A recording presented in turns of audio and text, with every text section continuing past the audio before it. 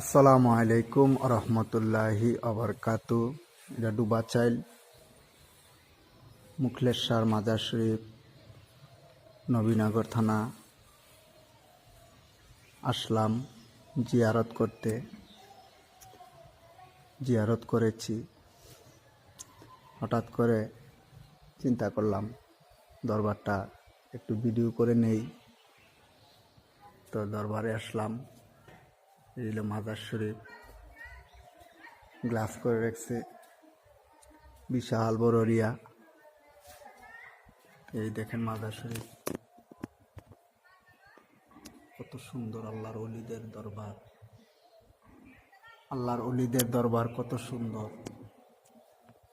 আল্লাহর ওলিরা তারা দুনিয়াতে থাকতে আল্লাহ পাক যেমন রেখেছে, তাদের ইন্তেকালের পরেও আল্লাহ পাক রব্বুল আলামিন তাদেরকে ওইভাবেই রেখেছে। আল্লাহর ওলিদের দরবারে গেলে, উলিয়াদের দরবারে গেলে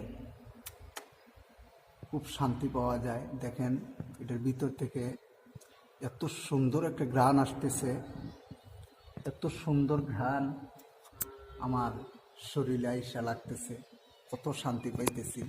দেখেন তাহলে আল্লাহর ওলিদেরকে যাদেরকে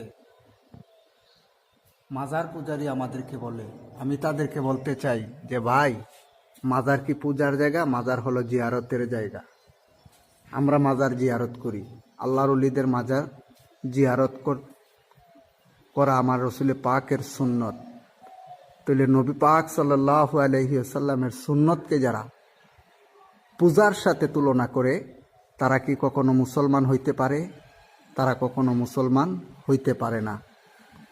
আল্লাহর ওলিরা এই দেশে ইসলাম এনেছে, আল্লাহর ওলিরা এই দেশে ইসলামের দাওয়াত দিয়েছে। তো সেই উলিয়াদের শানে যারা বেয়াদবি করে, গুস্তাকি করে, মুনাফিকি করে, তারা কি কখনো ইমানদার হইতে পারে? তারা কখনো ইমানদার হইতে পারে না।